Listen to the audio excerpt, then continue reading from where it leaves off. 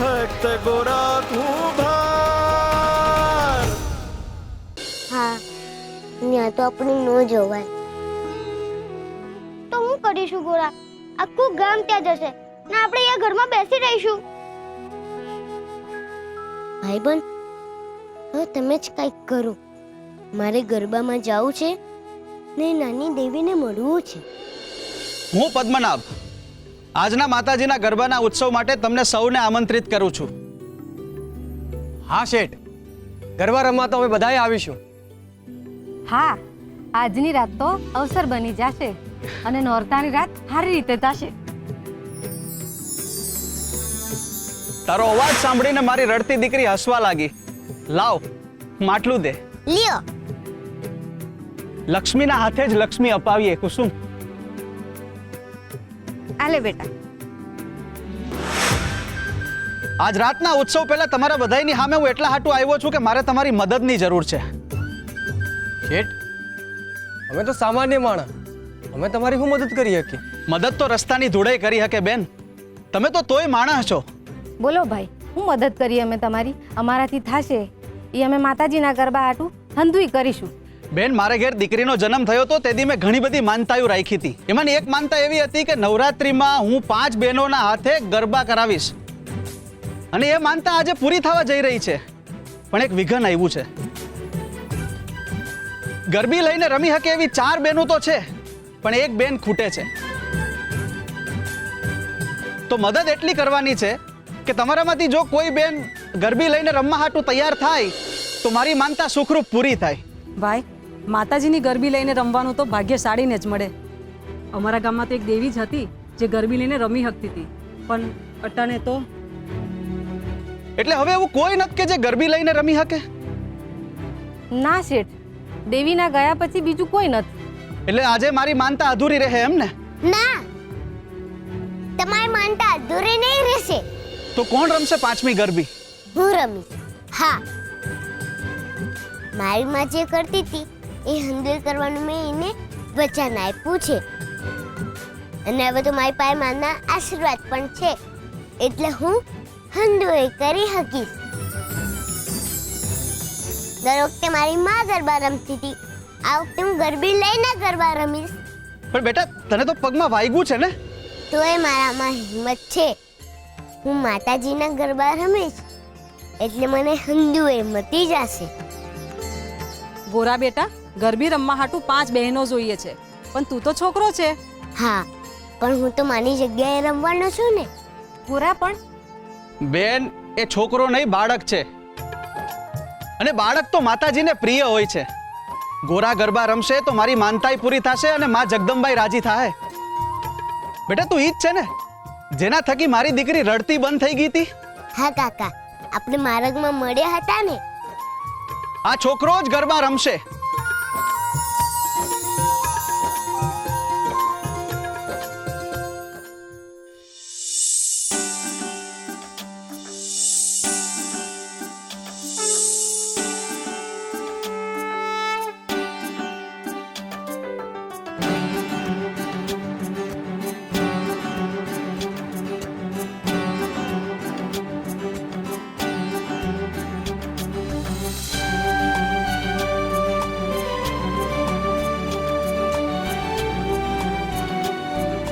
એ ભીખલા, હા બાપા. આ પારનું ત્યાં પગથિયા ઉપર મૂક. શેઠે ખાસ કહ્યું છે એ પ્રમાણે જ થવું જોઈએ, સમજો?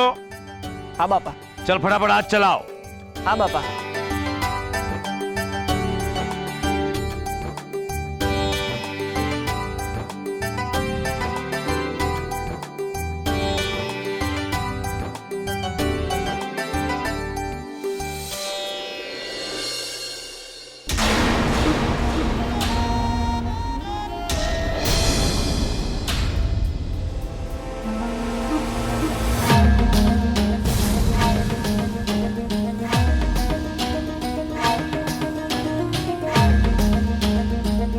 તને ખબર છે ને કે મંદિર પાસે આવવાની તને પરવાનગી નથી.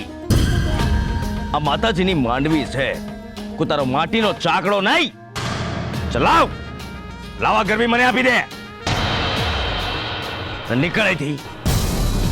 નીકળ.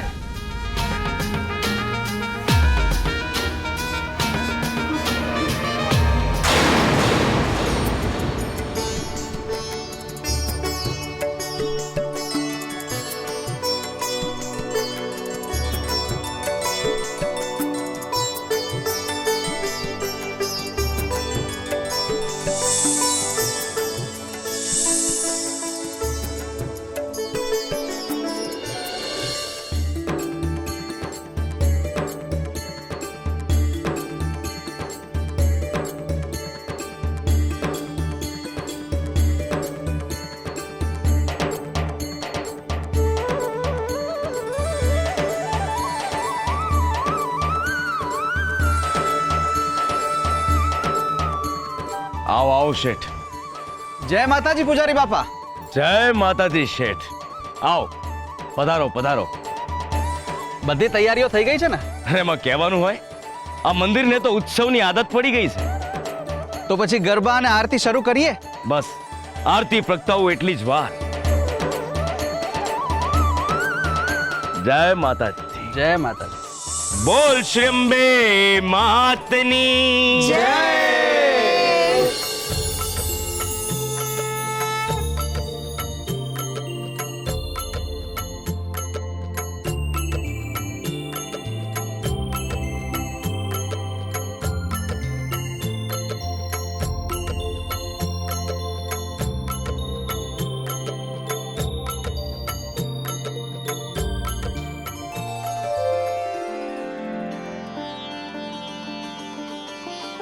કપૂર ગૌરમ કરુણાવસારમ સંસાર સારમ ભુજગેન્દ્રહારમ સદા વસંતમ હૃદયારવિંદે ભવમ ભવાની સહિતમ નમામિ મંગલમ ભગવાન વિષ્ણુ મંગલમ ગરુડધ્વજ મંગલમ પુંડરીકાક્ષ મંગલાય તનોહરિ સર્વમંગલ માંગલ્યે શિવે સર્વાર્થ સાધિકે શરણ્યે ત્રંબકે ગૌરી નારાયણી નમોસ્તુતે નારાયણી નમોસ્તુતે નારાયણી નમોસ્તુતે. બોલ શ્રી અંબે માતની જય.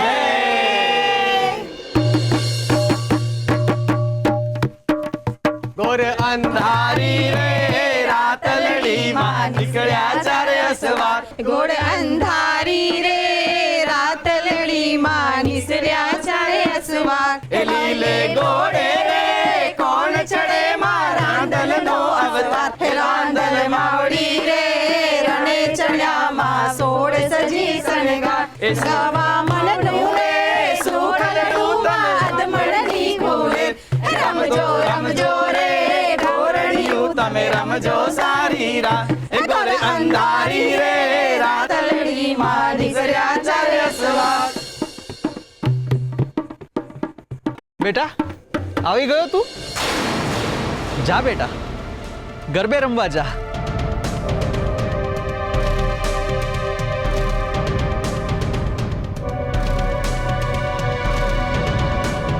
એ ગોરા,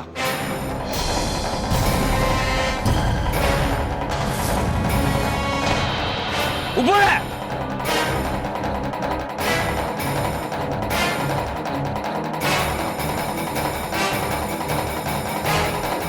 તારા ભાઈ સુરાય તને સમજાવ્યું નહીં? ભાઈ શું કામ આવ્યો છે? આ તારા ચાકડાની માટલી નહીં, આ માતાજીની ગરબી છે. અને હાથ લગાડવાની તારી હિંમત કેવી રીતે થઈ? ગિરધરદાસ, એને મેં કહ્યું છે. પણ શેઠ એ તો જાણું છું, માતાજીની ગરબી માત્ર સ્ત્રીઓ જ લઈ શકે છે. પણ એ બાળક છે અને બાળક તો માતાજીને પ્રિય હોય છે.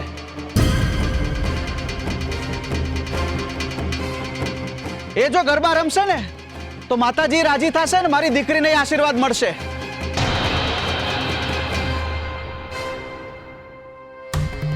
ગોરા બેટા, જાઓ ગરબે રમો.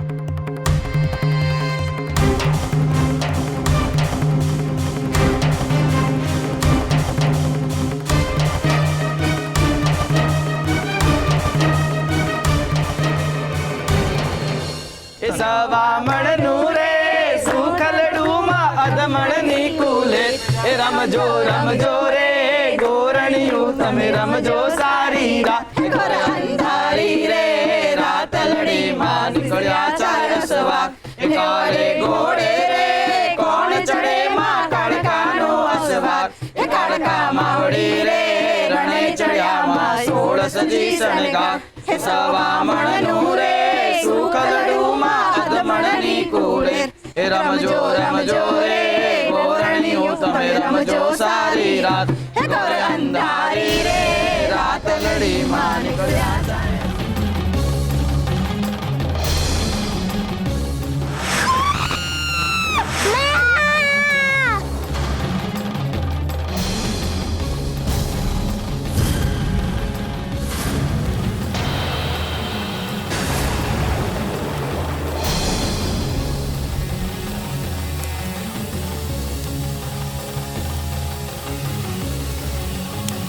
દેવી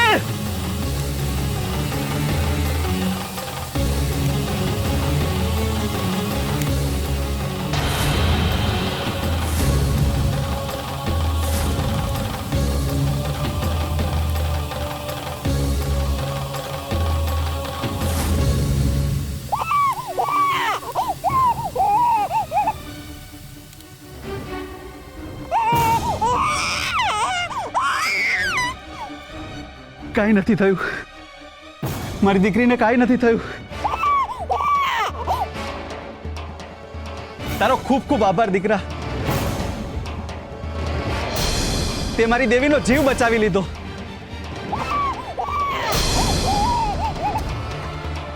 તું આજે ભગવાન બનીને આવ્યો છે હા દીકરા, જો આજે તું ના હોત તો અમે અમારી દીકરી ગુમાવી દીધી હોત. તે અજાણ્યા થઈને જાણીતા જેવું વર્તન કર્યું છે તારો પાડ માની એટલો ઓછો છે દીકરા આજે તે જે દેવીની રક્ષા કરી છે ને એ ખાલી એક ભાઈ જ કરી શકે એટલે આજથી તું દેવીનો ભાઈ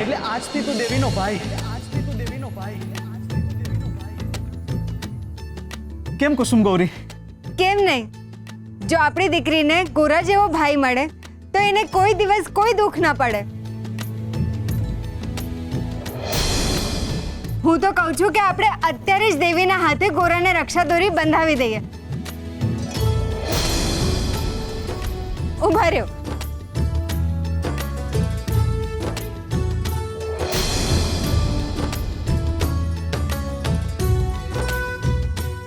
ગોરા બેટા, અહીં આવો.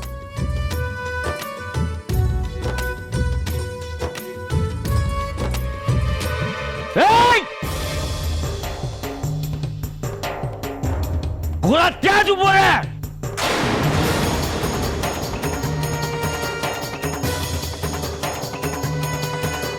તને મંદિરમાં આવવાની પરવાનગી નથી. કેમ ભૂલી ગયો? પૂજારી બાપા વિકટ!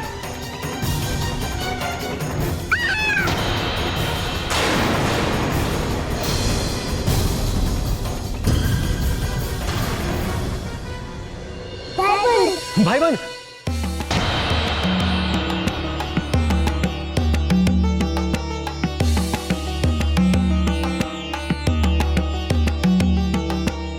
ના, ગોરા સાથે કેમ આવું થઈ રહ્યું છે? કુદરતના નિર્ણયો વિરુદ્ધ કેમ થઈ રહ્યું છે? કિર્તરદાસ તમારા નિર્ધારને આડે કેમ આવી રહ્યા છે? ના,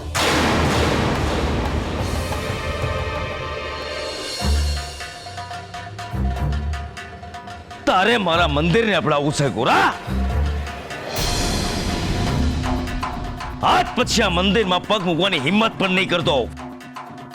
ગિરધરદાસ આ શું કરો છો?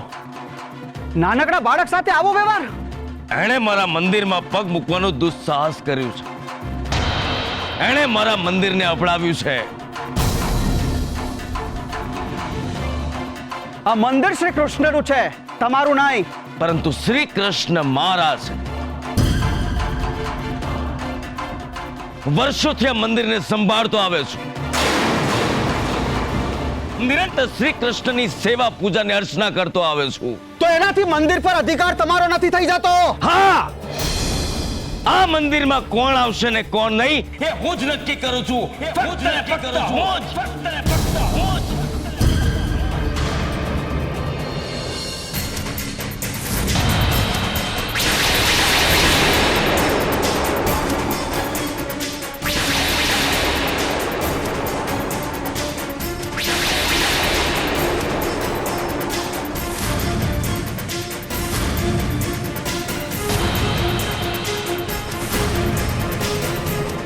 આ કૃષ્ણ મંદિર છે અને કૃષ્ણ તો શાસ્ત્રોના દેવ છે. જેની પાસે જ્ઞાન નથી એને મંદિરનો પડછાયો જોવાનો પણ અધિકાર નથી શેઠ. ને આ ગોરા એનો પરિવાર તો અભણ છે. માટીમાં મેલો થઈને ફરનારો મોહનની માયા લગાડે એ સ્વીકાર્ય નથી. એ ચાકડો ફેરવનારની શું વિસાત કે સુદર્શન ફેરવનારની સામે આવીને ઉભો રહે.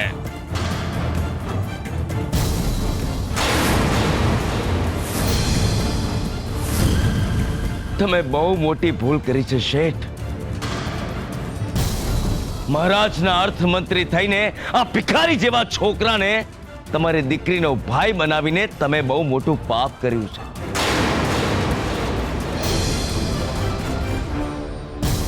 તમારી દેવી જેવી દીકરીને અભડાવી છે. આ પાપીના હાથે એની રક્ષા દોરી બંધાવવાની વાત કરીને. પરંતુ આ સંબંધ મને સહેજ પણ સ્વીકાર્ય નથી શેઠ. માફ કરજો શેઠ, તમે મારા ગામના મહેમાન છો એટલે હું તમારી સાથે કંઈ પણ ખોટું નહીં થવા દઉં.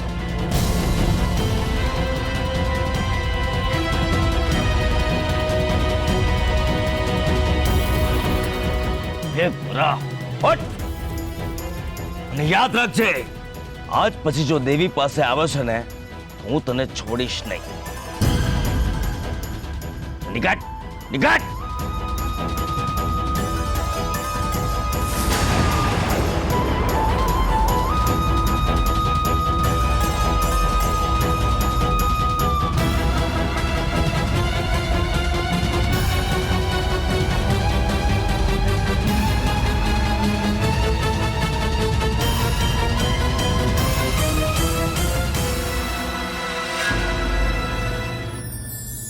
દેવી આ શબ્દ દિવ્યતાની અનુભૂતિ કરાવે છે. દેવીનો અર્થ એમ કરી શકાય કે સદાય દેવાવાળી, સુખ, સમૃદ્ધિ અને સદભાગ્ય આપવાવાળી, જે સર્વથી ઉપર હોવા છતાંય સર્વની અંદર વસે છે, જે અલૌકિક હોવા છતાં સંપૂર્ણપણે આ લોકમાં વસે છે, એ દેવી છે. ક્યારેક માં તો ક્યારેક દીકરી તો ક્યારેક બહેન દેવી છે. દરેક સ્ત્રી દેવી છે. મહાશક્તિ, મા સરસ્વતી, મા લક્ષ્મીનું સ્વરૂપ છે. અને એટલે જ કહેવાય છે કે જ્યાં સ્ત્રીઓનું માન જળવાય છે ત્યાં દેવતાઓના આશીર્વાદ વરસે છે. સ્ત્રીના સ્વભાવમાં સદાય બીજાને ખુશ રાખવાની ઈચ્છા અને ભાવ સચવાયેલા હોય છે અને એટલે જ એને દેવી તુલ્ય માનવામાં આવે છે. આ સંસારનું સર્જન, પાલન અને વિસર્જન ભલે દેવ કરે, પણ આ સંસારને મમતા, પ્રેમ અને હૂંફ દેવી આપે છે. એટલે એમ કે આ સંસારને હૃદય દેવ આપે છે, પણ એમાં શ્વાસ દેવી ભરે છે.